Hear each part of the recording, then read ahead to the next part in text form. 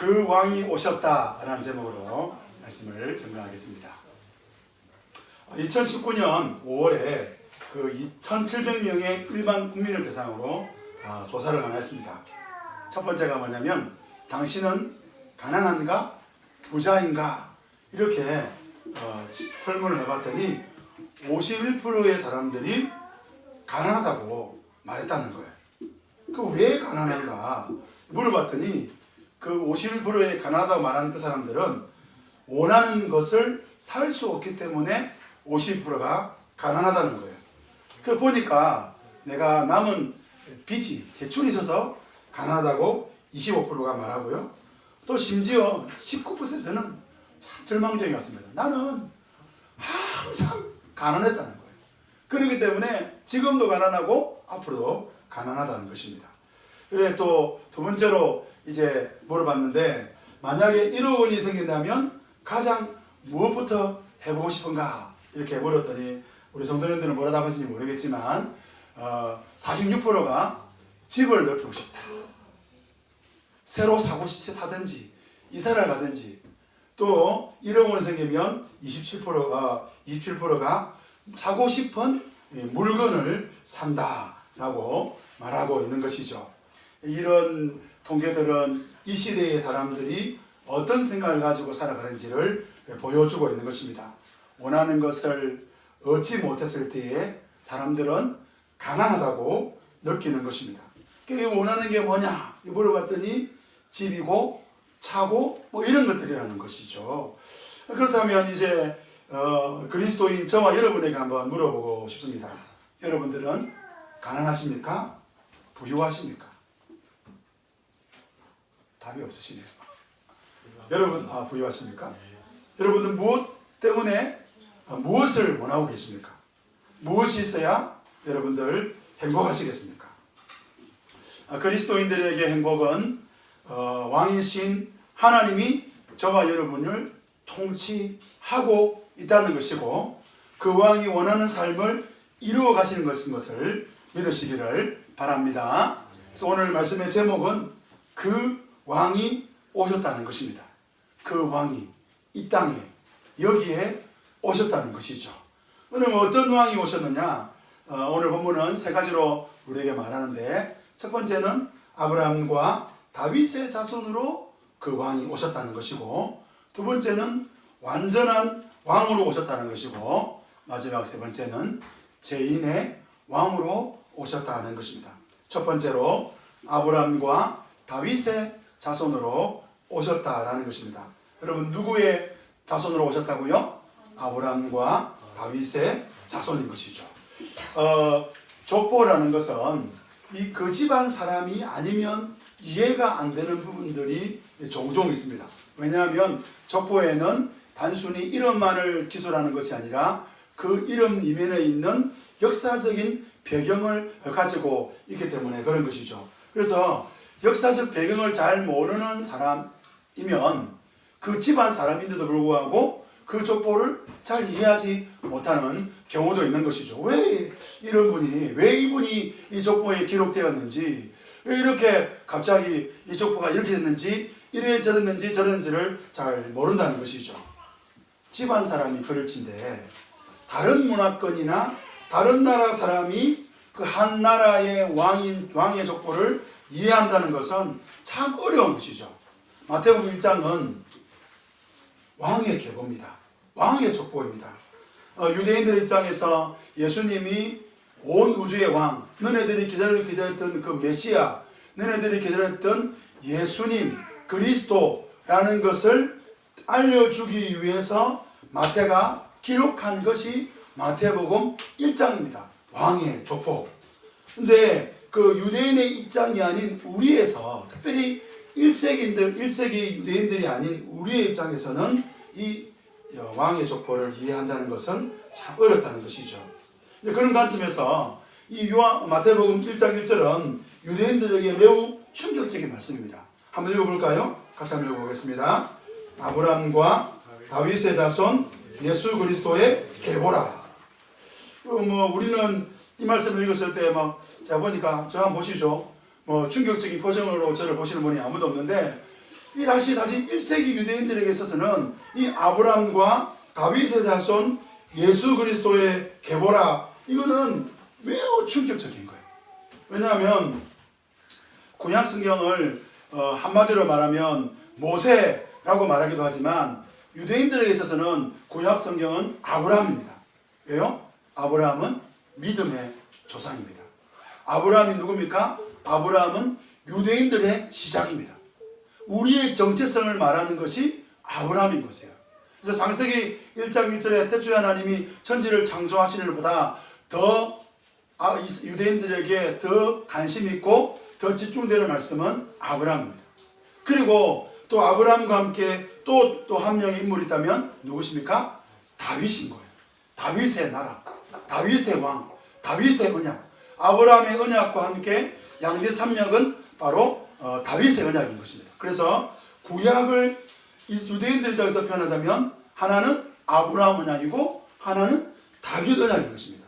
왜 그렇습니까? 하나님이 아브라함에게 약속했습니다. 내가 내 씨로 말미암아 천하 만민이 복을 받게 될 것이다. 하나님은 다윗에게 말했습니다. 너의 후손으로 내가 메시아를 보낼 것이다. 그래서 이스라엘 유대인들에게 있어서는 유대인들은 아브라함과 다윗의 자손인 그 누군가가 와서 이스라엘을 구원하고 온 인류를 구원하게 될 그 왕이 오게 될 것이라는 것을 믿게 된 것이죠. 그런 관점에서 본다면 어떻습니까? 마태가 지금 누구의 후손으로 온다고 말하고 있습니까? 아브라함과 다윗의 자손 오신 뭐요? 구약에서 예언하신 그 예수 그리스도, 예수 메시아의 족보다, 예수 왕의 족보다, 그렇게 말하고 있는 것입니다. 계보라는 말, 우리는 좀 어렵지요. 근데 이 말을 다르게 말하면 우리 말을 왜 계보했느냐 찾아보니까 이런 거예요. 어떤 사람의 중요한 족보, 보존하고 기록해야 될 중요한 족보를 다른 말로 말하면 계보다, 이렇게 말하는 것이죠. 계보를 헬라어로 의역하면 시작, 기원이란 그런 의미가 있습니다. 창세기가 세상의 시작이잖아요. 그러면 마태복음은 족보의 또 다른 시작인 것이죠. 그래서 창세기는 인류의 첫 왕이신 아담의 족보를 다루고 있다면 이제 마태복음은 두 번째 이 땅에 오신 누구요? 예수님의 그 왕 되신 예수님의 족보를 우리에게 다루고 있는 것이죠. 창세기는 생육하고 번성하고 땅에 충만하여 하나님 왕국을 세우라는 것이 창세기의 이야기라면 이제 예수 그리스도를 통하여 이 땅에 하나님의 나라를 세우라는 것은 마태복음이라는 것입니다. 그러니까 창세기가 구약의 시작이었다면 뭐요? 마태복음은 신약의 시작의 의미를 가지고 있는 것입니다. 똑같은 이야기를 하는 것이죠. 아담의 이야기로, 예수님의 이야기로 우리에게 시작하고 있는 것입니다. 그래서 우리가 누군가가 우리의 왕인가 라는 그 질문, 오늘 본문을 따라 우리의 왕이 누구인가? 그랬을 때 우리는 이렇게 말해야 되는 것입니다. 우리의 왕은 아브라함과 다윗의 자손, 예수님, 그리고 우리는 그 예수님을 믿음으로 하나님의 자녀가 되었다는 것입니다. 그래서 오늘 우리가 영적 자부심을 가져야 되는데 나는 누구를 믿는 사람인가? 아브라함과 다윗의 자손 예수 그리스도, 구약에서 그렇게 예언해왔던 그 왕 대신 그분을 믿는 바로 그런 자녀라는 것을 우리가 기억해야 되는 것입니다. 두 번째로 살펴볼 것은 그분은 그래서 완전하신 왕이라는 것입니다. 우리 본문 17절을 한번 살펴보겠습니다. 17절 시작. 그런즉 모든 대수가 아브라함부터 다윗까지 14대시요 다윗으로부터 바벨론을 사로잡힌 때까지 14대시요 바벨론에서 사로잡힌 후부터 그리스도까지 그러니까 14대 14대로 그리스도의 계보가 그 아브라함과 다윗의 자손, 그 구약에서 예언했던 그 모든 예언들의 결론인, 그 모든 예언들의 결말인 그 예수 그리스도의 계보를 마태는 14로 세 번에서 정리했다는 거예요. 어떻게 정리했습니까? 아브라함부터 다윗까지 14대 족장 시대에서 왕정 시대로 넘어가는 것을 정리하고요. 그 다음에 왕정 시대부터 포로기까지 다윗에서 요시야까지 14대, 그리고 포로기 여고냐라는 사람부터 그 다음에 예수님까지 포로기 이후부터 신약까지 14대로 정리했다는 거예요. 그러면 뭐 14대 아니요. 중간에 어떤 사람들을 빠뜨렸어요. 왜 빠뜨렸을까요? 이게 질문할 수밖에 없잖아요. 아니 족보를 기록하는데, 그러니까 아니 족보를 다 기록할 때 다 써야 되잖아요. 그래서 누가 나쁘는데 그러면 14대가 안 되는 거예요. 14대를 넘어서야 되는 거예요. 그런데 왜 14대를 이렇게 됐냐? 그래서 많은 학자들은 이야기하는데 그 정리해 보면 세 가지입니다. 첫 번째는 외우기 쉽게 하기 위해서라는 거예요. 14. 그럼 잘 외워진다는 거예요. 그래서 왕의 족보를, 이게 왕의 족보다 설명하려니까 이거를 막 몇십 개, 30개, 20개 이렇게 하는 게 힘들지니까 14를 줄였다는 겁니다. 두 번째는 이스라엘 백성들이 제일 좋아하는 수가, 유대인들이 제일 좋아하는 수가 7이거든요. 7은 완전수입니다. 그 7 곱하기 2니까 14. 완전수를 또 완전수로 곱하니까 진짜 완전수다. 이래서 14대다. 이렇게 설명을 하기도 합니다. 또 어떤 경우는 제가 이렇게 써놨는데, 다윗의 다윗을 히브리 자음으로 표시해 보면 자음의 숫자가 디귿이잖아요. 그 디귿을 하나, 둘, 셋, 네 번째가 디귿이고, 그 다음에 다 데이비드니까 V가 보니까 여섯 번째고, 드가 또 네 번째 해서 14다. 유대인들이 이런 식으로 많이 했거든요. 그래서 아마 14대를 기록했다라고 다윗의 자손으로 예수님이 오셨다는 것을 강조하기 위해서 했다라고 말합니다. 제가 여기서 1번, 2번, 3번이냐 제가 딱 보니까 제가 이제 말씀드립니다. 잘 들으십시오. 이거 잘 들으셔야 됩니다. 분명한 것은 아무도 모른다라는 것입니다. 이거는 아무도 모르. 그런데 또 부인할 수 없는 것은 어느 것 하나도 부인할 수가 없는 거예요. 그래서 마태는 예수님의 그 족보의 그 14대의 세 번 반복을 통해서 유대인들에게 예수님이 족보상으로 볼 때도 그분은 완전한 분이다라는 것을 설명하는 것입니다. 유대인들에게 예수님의 족보를 외우기 쉽게 하기 위해서 14를 썼든지, 완전수 7 곱하기 2에서 14를 했든지, 다윗의 자손인 것을 알리기 위해서 데이비드 그 자음을 활용해서 그래서 14를 사용했든지 간에 분명한 것은 왕의 족보를 통해서 예수님 자신이 완전하신 분이신 것을 증거하는 것입니다. 자, 그러면 제가 여기서 한번 여러분에게 질문해 보자는 것입니다. 여러분에게 예수님은 어떤 분입니까? 성경과 우리의 삶을 통해서 저와 여러분은 예수님을 완전하신 왕으로 믿고 계시냐는 것입니다. 마태는 보았지요. 뭘 보았습니까? 예수님 그분이 완전하신 왕이구나. 마태가 마태복음을 기록할 때에 그는 예수님의 성천 이후에 이것을 기록했습니다. 마태는 예수님과 그 공생의 삶을 살고, 그리고 그 오순절날 성령이 그에게 임하는 그 사건을 통해서 그가 묵상하면 묵상할수록 예수님 그분은 어떤 분이라고요? 완전하신 분이라는 것을 깨닫게 된 것이죠. 물어봅시다. 다시 물어보는 거예요. 우리 성도님들은 신앙생활 하신 지가 이제 여기 제가 볼 때 적어도 1년 이상 하신 분들 대부분이신데, 1년 이상, 10년 이상, 20년 이상 신앙생활 하시면서 예수님에 대해서 어떻게 생각하시냐는 거예요. 여러분, 예수님은 완전하십니까? 이 말을 다르게 말한다면 저와 여러분에게 예수님은 완전한 왕이십니까? 저와 여러분에게 예수님은 예수님으로 충분하십니까? 여러분, 예수님으로 충분하십니까? 그게 이제 고백이 되는 거예요. 예수님도 있어야 하고, 이것도 있어야 하고, 저것도 있어야 되고, 이런 것들은 충분하다는 의미가 아닌 것입니다. 마태복음 1장에서 완전하신 그 예수님을 소개하는 것은 그의 삶의 결론인 것입니다. 그래서 마태는 14로 예수님의 족보를 설명하고 있는 것입니다. 여러분에게 예수님은 예수님으로 충분합니까? 아니면 예수님도 있어야 하고 이것도 있어야 되고 저것도 있어야 되는 것입니까? 마지막 세 번째로 예수님으로 충분할 수밖에 없다고 마태가 결론 내린 이유가 바로 예수님이 죄인의 왕으로 오셨기 때문에 그런 것입니다. 예수님이 완전한 왕, 가까이 할 수 없는 그 우주의 왕으로 예수님이 오셨다면 마태가 어떻게 예수님을 통해서 예수님은 완전하다 느꼈을까요? 그렇지 않습니다.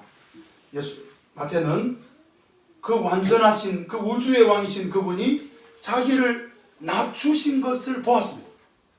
그리고 그 낮추시는 과정을 통하여 자기를 구원하셨다는 것을 알게 되었습니다. 그래서 마태는 완전하신 왕을 고백하는 것이죠. 우리 마태복음 1장 3절부터 6절을 보시면 아주 놀라운 말씀들이 있는데 인물들이 등장하는데 우리 3절 보실까요? 3절 한번 읽어봅시다. 유다는 다마락에서 베레스와 세라를 낳고, 여기서부터 문제가 되는 거예요. 여러분, 유다는요 다말의 시아버지입니다. 지금 시아버지하고 며느리가 동침을 해서 쌍둥이를 낳았다라고 말하고 있는 거예요. 자, 그 다음 볼까요?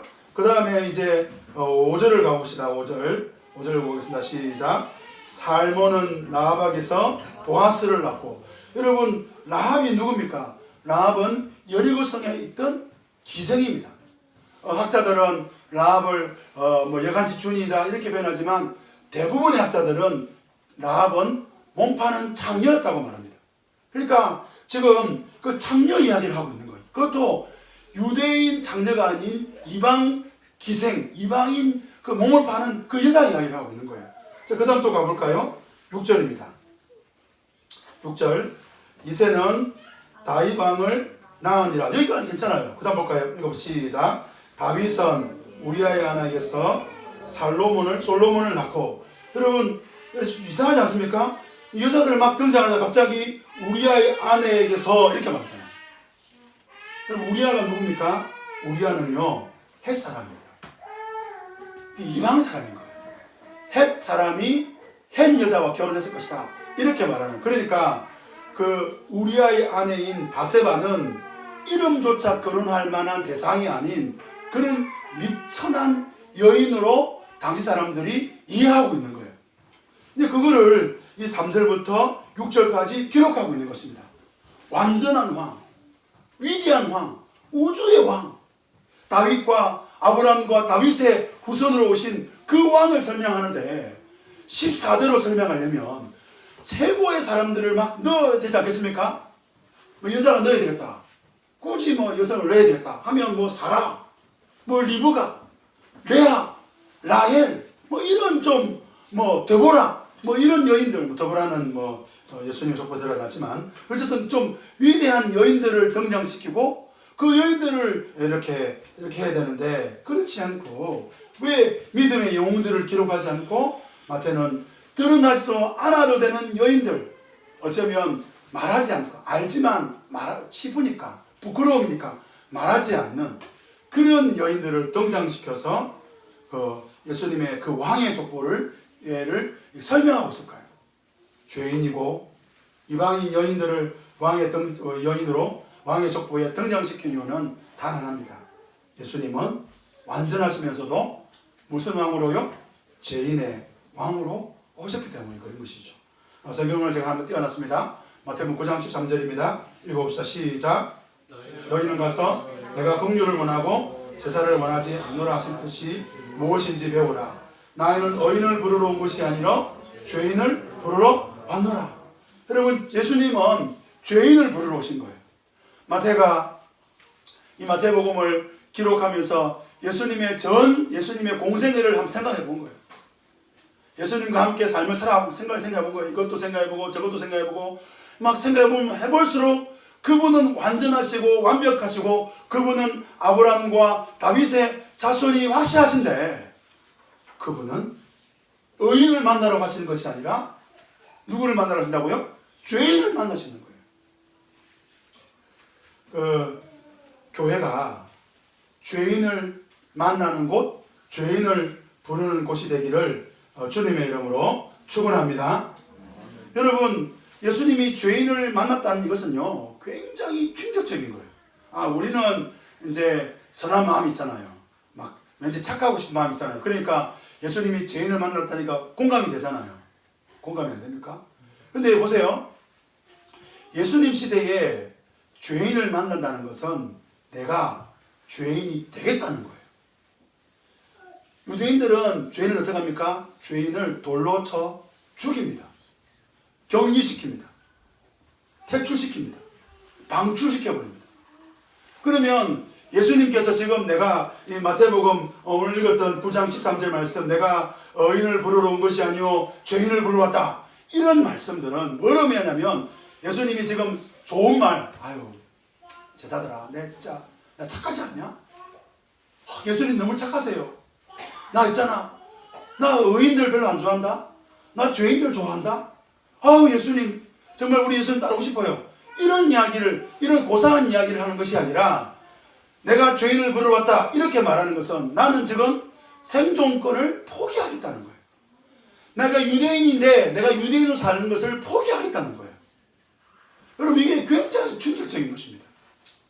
여러분, 죄인을 위해 사는 교회, 죄인을 위해 사는 공동체, 병든 자를 위해 사는 교회, 여러분 정말 이게 여러분 고상한 수준으로 우리 머물러 있지 않기를 원합니다. 많은 분들이 그렇게 하잖아요. 고상한 거예요. 내가 착하다는 거예요. 예수님은 완전하시면서 예수님은 죄인을 위하여 죄인의 왕으로 오셨습니다. 왜요? 예수님이 가지고 있는 왕의 복음이 있었기 때문에. 왕의 복음은 왕의 복음은 사람들을 바꾸게 하는 능력이 있다는 것입니다. 여러분, 왕의 복음을 예수님께서 그리스도인이며 교회인 우리들에게 허락하신 줄을 믿으시기를 바랍니다. 그래서 교회는 죄인을 위해 산다는 이 말을 할 때, 내가 착하게 산다, 이렇게 해석하면 안 돼요. 교회는 뭐가 있느냐? 왕의 복음이 우리 가운데 있다는 거예요. 예수님은 그 왕의 복음으로 죄인들을 변화시켰습니다. 창녀들을 주님의 제자로 만드셨습니다. 죄인들을 왕의 백성으로 변화시켰습니다. 이런 이야기를 제가 듣습니다. 목사님, 우리 남편 안 변합니다. 목사님, 우리 자녀 안 바뀝니다. 당연하죠. 내가 내 자녀를 바꿀 수가 없는 거예요. 그 당연한 거예요. 여러분, 시간 낭비하지 마시길 바랍니다. 근데 우리는 참 우리 인생에서 시간 낭비를 참 많이 하잖아요. 어떻게 낭비합니까? 자식 한번 바꿔보려고, 자기 아내 한번 바꿔보려고, 내 인생 한번 바꿔보려고. 얼마나 우리가 노력하는지 모르겠습니다. 여러분, 기억하십시오. 우리를 바꾸게 하는 것은 우리가 아니라 왕의 복음인 것을 믿으시기를 바랍니다. 우리 자녀를 변화시키는 것은 복음인 것을 믿으시기를 바랍니다. 그래서 한 사람의 죄인을 변화시키기 위해서 우주의 왕이신 예수님께서 이 땅에 내려오셨다는 거예요. 그래서 교회가 이제 우리 예수리 교회, 우리 사천 꽃밭교회가 이제 바꿔야 되는데 어떤 걸 가져야 됩니까? 우리 안에 왕의 복음이 있는 거예요. 왕의 복음에 대한 확신을 가져야 되는 거예요. 2019년 5월에 또 다른 제가 통계를 보니까 참 재미난 통계예요. 일반 국민들하고 개신교인들하고 기독교인들하고 뭐 이렇게 설문조사를 해봤어요. 해봤더니 1위가 명품 1위 브랜드 1위는 구찌랍니다. 기독교인들도 구찌고요. 구찌가 뭔지 잘 모르겠는데 어쨌든 안 믿는 사람들도 구찌고요. 믿는 사람들도 선호하는 커피 전문점 1위가 스타벅스고, 또 좋아하는 인터넷 포털도 네이버고, 스포츠 의류도 1위가 나이키고, 라면도 신라면이랍니다. 중요한 거는 기독교인들만 그렇게 느끼는 게 아니라 믿지 않는 사람들도 그렇게 느끼는 거예요. 그럼 뭘 의미하느냐? 믿는 사람이나 믿지 않는 사람들이나 먹는 것, 입는 것, 선호하는 것은 비슷하다는 거예요. 같은 시대를 살아가니까요. 그러면 저와 여러분이 믿지 않는 자와 달라야 될 게 하나 있었는데 그게 뭐가 있냐면 주제라고 복음이라는 것이죠. 죄인의 왕으로 오신 그 예수 그리스도의 그 복음이 저와 여러분 가운데 있어야 되는 것입니다. 죄인을 살리는 복음. 우리 사천 고팍교회를 여러분 기도할 때마다 이 교회 안에 죄인을 살리는 복음, 죄인을 살리는 교회, 죄인을 살리는 공동체가 있기를 여러분 소망하고 기도하고 그리고 그렇게 살아가시는 저와 여러분 되시기를 주님의 이름으로 축원합니다. 그래서 이 놀라운 복음이 가정 안에서 시작되는 거예요. 내 남편이 죄인이라는 사실을 아십니까? 내 아내가 죄인이라는 사실을 아십니까? 내 자녀가 죄의 본성으로 태어났다는 것을 아십니까? 여러분, 더 중요한 것은 나 자신이 죄인이라는 사실을 아십니까? 그렇다면 나 자신부터 복음 앞에서 살리고 그리고 우리의 가정부터 살리는 복음의 능력, 이 복음의 능력이 가정을 통하여 이웃에게 전달되어서 이 땅에 있는 모든 사람들을 살리는 그런 놀라운 일들이 저와 여러분 가운데 있기를 주님의 이름으로 축원합니다. 말씀을 맺겠습니다. 구약의 예언한 왕 아브라함과 다윗의 자손으로 오신 그 예수님 14. 그래서 완전하신 예수님. 그럼에도 불구하고 그분은 죄인의 왕으로 오셨습니다. 영접하는 자, 곧 그 이름을 믿는 자들에게는 하나님의 자녀가 되는 권세를 주셨습니다. 여러분, 그 왕을 믿습니까? 그 왕을 믿는 자들에게는 이제 여러분들은 죄인의 삶이 아닌 하나님께서 허락하신 하나님의 자녀로서의 삶을 사시게 되는 것이죠. 그러면 하나님의 자녀로 살아가는 저와 여러분들의 사명이 있습니다. 뭡니까? 죄인을 살리는, 죄인에게 당신을 살리는 그 왕이 오셨다고 외치는 이 사명을 감당하시는 저와 여러분 되시기를 주님의 이름으로 축원합니다. 다윗의 자손들 호산나 불러 왕중의 왕 높은 하늘의 영광을 예수 주 메시아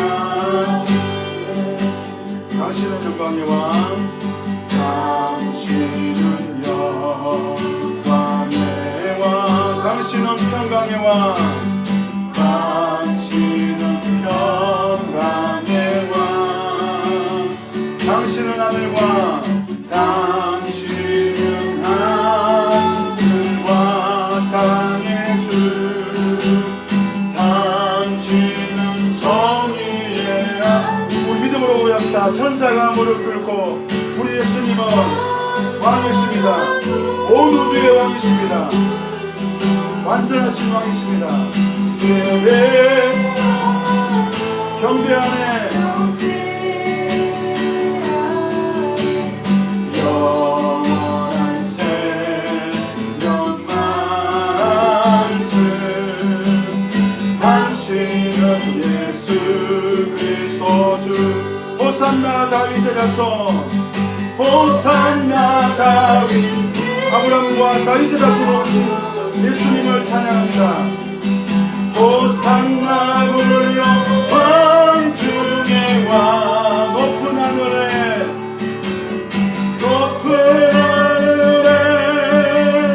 영광을 예수 주 사랑 거친 풍랑에도 주 사랑